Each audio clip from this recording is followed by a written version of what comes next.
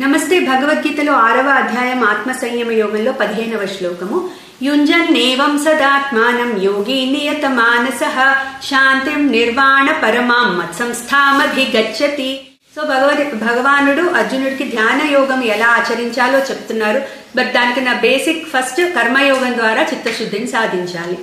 So ఇప్పుడు ఏమంటున్నారు, ఎవరైతే ఈ ధ్యాన యోగంలో తను చెప్పిన విధంగా కూర్చొని స్థిరాసనం మీద కూర్చుని ఏకాకి రహస్య స్థిత అన్నారు.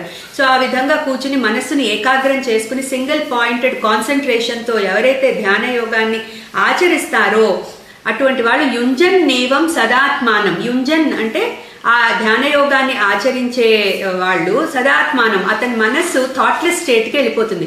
ఆ సింగిల్ పాయింట్తో స్టార్ట్ అయిన మెడిటేషన్ చివరికి మైండ్ థాట్లెస్ స్టేట్ ఆఫ్ మైండ్కి తీసుకెళ్ళి యోగి నియత మానసః.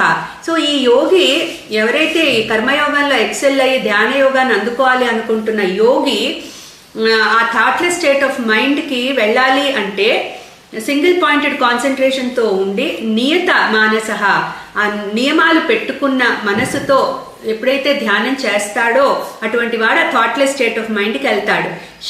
ఆ స్టేట్ ఆఫ్ మైండ్లో శాంతిం నిర్వాణ పరమాం అంటే ఆ పరమ శాంతి, ఆ పరమ ఆనందాన్ని, శాంతి ఆనందాన్ని ఆ స్టేట్లో పొందుతాడు. అలా పొందిన ఆ యోగి మత్సంస్థాం అధిగచ్చతి, నాతో ఏకమవుతున్నాడు అర్జున, తెలుసుకో అని చెప్తున్నాడు. అంటే భగవానుడు ఇక్కడ ధ్యాన యోగం యొక్క ఫైనల్ స్టేట్ ఎలా ఉంటుందో అది కల్మినేట్ అవ్వాలంటే ఏం చేయాలి, ఆ థాట్లెస్ స్టేట్ ఆఫ్ మైండ్కి వెళ్ళగలగాలి. ఆ మనసులో ఉన్న అన్ని కోరికలు, భయాలు, అనుమానాలు పోయినప్పుడు మనస్సు ఆ స్టేట్కి వెళ్తుంది అని చెప్పి ఇక్కడ భగవానుడు ధ్యాన యోగం యొక్క ఫైనల్ స్టేట్ చెప్తున్నారు. క్లీం కృష్ణాయ నమః.